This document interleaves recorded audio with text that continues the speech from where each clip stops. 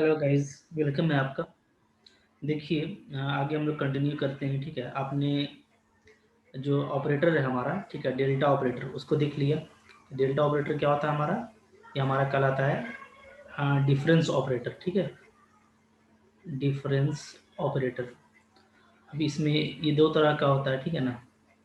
ये जो है मेनली आपका क्या है, ये आपका फॉरवर्ड है, और इसी तरीके से जब इसको हम लोग ऐसे लिखते हैं तो ये क्या होता है, ये हमारा बैकवर्ड होता है। ठीक है। अच्छा, मैंने आपको एक रिज़ल्ट बताया था, वो रिज़ल्ट भी आपको याद है? ठीक है, क्या है वो रिज़ल्ट? वो रिज़ल्ट है कि पॉलिनोमियल के लिए, ठीक है, फॉर पॉलिनोमियल, अगर हम लोग पॉलिनोमियल्स के लिए काम कर रहे हैं और अगर हमारा इंटरवल जो है वो कांस्टेंट है यानी 1 है, ठीक है, एच का वैल्यू अगर 1 है, तो ऐसे केस में ये जो आपका डेल्टा है, ठीक है, फॉरवर्ड डिफरेंस, ये क्या होता है, ये डेरिवेटिव की तरह बिहेव करता है। ठीक है ना, derivative. Okay, D for derivative, इसकी तरह बिहेव करता है।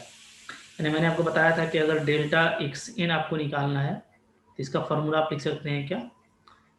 अच्छा, ये कब होता है? जब ये फैक्टोरियल के फॉर्म में होता है ना, इन फैक्टोरियल फॉर्म, या इन लिख देता हूँ मैं, इन फैक्टोरियल नोटेशन। ठीक है, फैक्टोरियल नोटेशन में ये काम होता है। ठीक है, तो यानी डेल्टा अगर एक्स एन दिया हुआ है तो इसका फॉर्मूला क्या होता है?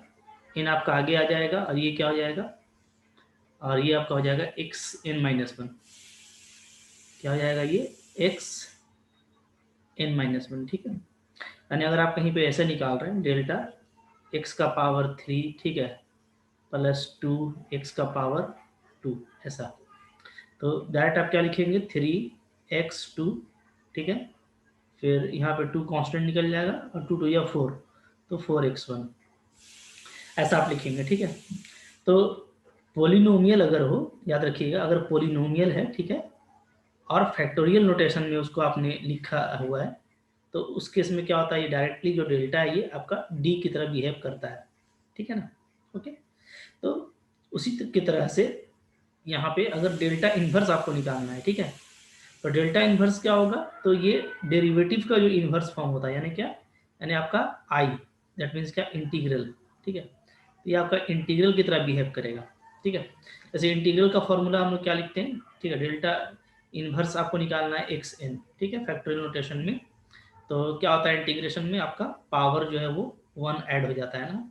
ठीक है, नीचे क्या हो जाता है, n प्लस वन, इस तरह से आपको ये यूज़ करना है। ठीक है, तो अगर फैक्टोरियल नोटेशन में आप कन्वर्ट कर लेते हैं तो आपको यूज़ करना ईजी हो जाता है। ठीक है, अब आइए इस रिजल्ट पे हम लोग जो है एक क्वेश्चन देखते हैं। ठीक है, तो देखिए हमारे पास में एक क्वेश्चन है। क्या है क्वेश्चन? क्वेश्चन आपको दे रखा है, ठीक है, ऑब्टेन द फंक्शन, आपको फंक्शन फाइंड आउट करना है। ठीक है, हुज, जिसका फर्स्ट डिफरेंस आपको गिवन है, हुज फर्स्ट डिफरेंस, ठीक है, क्या दिया हुआ है, इज, वो आपको दे रखा है x cube plus 4x² plus 9x+12। ठीक है, ये आपको दे रखा है, तो आपको फंक्शन को फाइंड आउट करना है। ठीक है, ये क्वेश्चन क्या है इसको आप समझिए। मेनली क्वेश्चन ये है ना, ऐसे भी आप बोल सकते हैं कि दैट इज, आपको ये दे रखा है कि फर्स्ट डिफरेंस का मतलब क्या होता है कि आपको डेल्टा एफ दे रखा है। ठीक है, डेल्टा एफ आपको गिवन है, क्या है, x cube plus 4x² plus 9x+12। ठीक है, तो आपको क्या फाइंड करना है? आपको फाइंड करना है फंक्शन। ठीक है, तो फंक्शन कैसे आप फाइंड आउट कर पाओगे?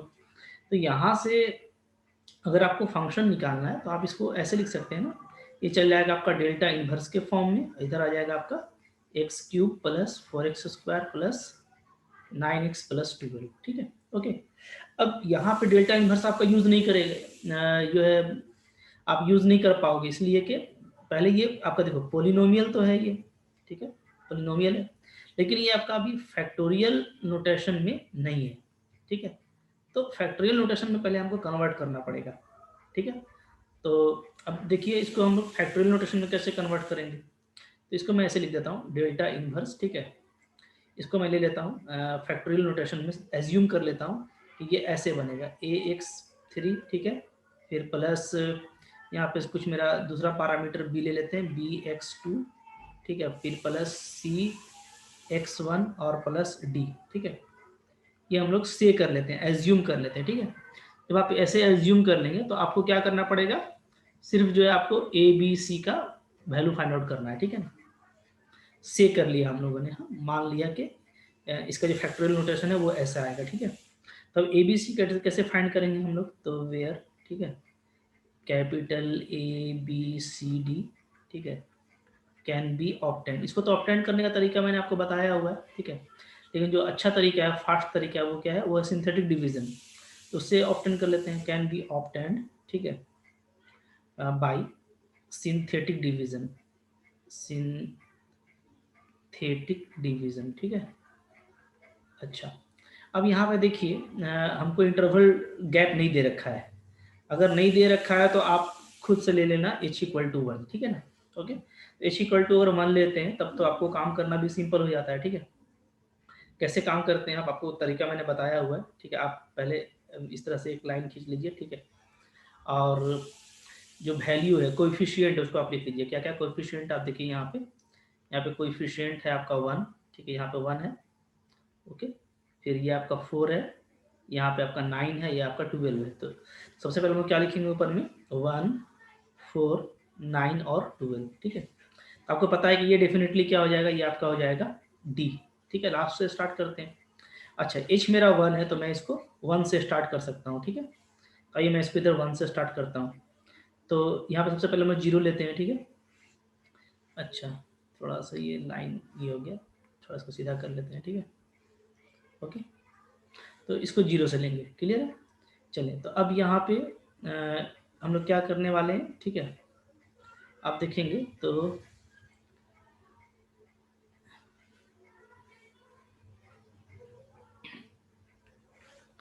ओके, ठीक है, लाइन ले लीजिए। ये लाइन ऐसा ले लिया मैंने, और यहाँ से मैंने ये लाइन ले लिया इस तरह से, ठीक है। चलिए, अब जैसे 0, तो 1 0 क्या होता है, 1 होता है, ठीक है। ऐड कर दिया, फिर 1 को 1 से मल्टीप्लाई करेंगे तो 1 आएगा, फिर 4 और 1 आप ऐड करेंगे, क्या हो जाएगा 5, ठीक है। फिर 1 को 5 से मल्टीप्लाई करेंगे तो यहाँ पे 5 आएगा, 9 और 5 क्या हो जाएगा 14, ठीक है। तो ये मैंने आपको बताया हुआ है, पीछे वीडियो में आप जा करके देख लेना, ठीक है, अगर आपको ये नहीं पता है तो, ठीक है। Synthetic division. अब देखिए, ये जो लास्ट वाला फिगर है, ये मेरा डेफिनेटली क्या हो गया, ये मेरा हो गया नेक्स्ट जो है डी के बाद, ठीक है। ठीक से कर लेता हूँ मैं, डी के बाद क्या है हमारा लास्ट कोएफिशिएंट सी, तो ये हमारा हो गया सी, ठीक। उसके बाद नेक्स्ट क्या आता है, यहाँ पे 2 आएगा, ठीक है, ओके। और फिर हम लोग चलेंगे 0 से स्टार्ट करेंगे तो 0, ठीक है। एक लाइन यहाँ पे मैं दे देता हूँ इस तरह से, ठीक है। ये और नीचे जाने वाला है, इसको और नीचे कर लेता हूँ मैं, ठीक है ना। चलिए, अब देखिए, तो अब 1 0 क्या हो गया, फिर से 1 0 आपका हो गया 1, ठीक है। 2 1 जा 2, तो 5 2 क्या हो गया 7, ठीक है। तो ये मेरा आ गया। तो अब डेफिनेटली ये जो है मेरा 7, वो क्या है, वो है मेरा बी, ये मेरा बी हो गया, ठीक है। तो अब सिर्फ एक बचा है, तो ये आपका क्या हो गया ए। तो हम लोगों को ए बी सी डी सब कुछ मिल चुका है, ठीक है ना, ओके। तो अब हम डायरेक्ट यहाँ से एफ एक्स फाइंड आउट कर सकते हैं इस इक्वेशन में पुटअप करके, ठीक है। तो उस इक्वेशन में आप चले जाइए, ठीक है। देयरफॉर क्या लिखेंगे बोलिए, देयरफॉर हम लिखने वाले हैं, देयरफॉर जो हमारा एफ एक्स था वो क्या था, वो था डेल्टा इनवर्स, ठीक है, ए। तो ए आपका 1 है तो एक्स का फैक्टोरियल नोटेशन 3, फिर आपका बी आपका 7 है, सो इट इज 7x2, ठीक है। फिर सी आपका 14 है, सो इट इज x1, और डी जो है मेरा वो क्या है 12। तो सारा वैल्यू पुटअप कर दिया, ठीक है। अब ये फैक्टोरियल नोटेशन में तो जस्ट इंटीग्रेशन वाला हम लोग फिगर पे काम कर लेंगे, ठीक है, जो ऊपर मैंने आपको रिजल्ट बताया है। तो x3 का क्या जाने वाला है बताइए, तो ये आप लिख सकते हैं x4, ठीक है, डिवाइडेड बाई 4, ओके। फिर इसको क्या लिखेंगे आप, 7 कांस्टेंट है, इसको लिखेंगे x3 डिवाइडेड बाई 3, ठीक है। फिर प्लस 14, इसको आप क्या लिखेंगे x2 डिवाइडेड बाई 2, और प्लस 12, ठीक है। अब कांस्टेंट का क्या होता है, तो आपको पता है x होता है, तो x1 आप लिख सकते हैं, ठीक है। और चूंकि ये इंटीग्रेशन है तो एक हम लोग यहाँ पे आर्बिट्रेरी कांस्टेंट भी लगा देंगे, ठीक है, क्योंकि ये एक तरह का इंडेफिनिट इंटीग्रेशन है, ओके। अब देखें, इसको आप जब लिखेंगे तो इसको अब आप जो पोलिनोमियल नोटेशन उसको आप खोल दें तो क्या आ जाएगा, ये आ जाएगा x माइनस 1, ठीक है, x माइनस 2, x माइनस 3, ठीक है, ओके। और 1/4 को बाहर लिख देता हूँ, ठीक है। प्लस ये आपका फिर 7/3, ये आपका आएगा x माइनस 1 और x माइनस 2, ठीक है। फिर और नीचे क्या लिख सकते हैं बताइए, प्लस 7x माइनस 1, ठीक है, प्लस 12x और प्लस k। तो अब इसको आप चाहो तो मल्टीप्लाई करके आप डिटेल में भी लिख देना, ठीक है। और अगर आप छोड़ भी दोगे तो आपका फंक्शन तो डेफिनेटली आपको मिल गया है, ठीक है ना। तो इस तरीके से आप इसको करेंगे, ओके। आई होप आपको समझ में आ गया होगा कि अगर डेल्टा इनवर्स पे हमको काम करना है तो हमको कैसे करना है, ठीक है। एक और इसी तरह का क्वेश्चन है, मैं आपको लिख देता हूँ, आप उसको खुद से ट्राई करना, ठीक है, ओके। चलिए देखते हैं, मैं यहाँ पे क्वेश्चन लिख देता हूँ,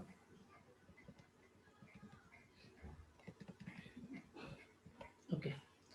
तो देखिए आपको क्वेश्चन दे रखा है, ठीक है। फाइंड फंक्शन, ठीक है, हुज फर्स्ट डिफरेंस, ठीक है, इज क्या है, वो है आपका x³ plus 2x² plus 5x plus 12, ठीक है। ये आपको दे रखा है फर्स्ट डिफरेंस, यानी फिर से आपको डेल्टा एफ ही दे रखा है, तो आपको एफ फाइंड आउट करना है, ठीक है।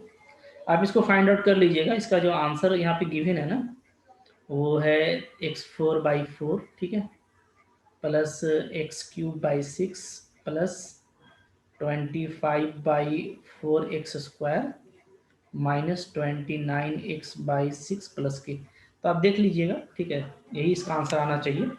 यहाँ पे लिखा है आंसर, तो मैं उसको लिख देता हूँ, ठीक है। आप इसको जैसे मैंने ऊपर बताया उस तरीके से आपको पहले क्या करना है, इसका जब आप डेल्टा इन्वर्स निकालेंगे तो पहले आप इसको पोलिनोमियल नोटेशन में कन्वर्ट कर लेंगे, ठीक है। और सिंथेटिक डिवीजन का यूज करके आप कोएफिशिएंट फाइंड आउट कर लेना। फिर आपका जो आंसर है वो भी पोलिनोमियल में ही आएगा, ठीक है। फिर आप उसको मल्टीप्लाई करके देख लेना कि ये आंसर आपका आता है।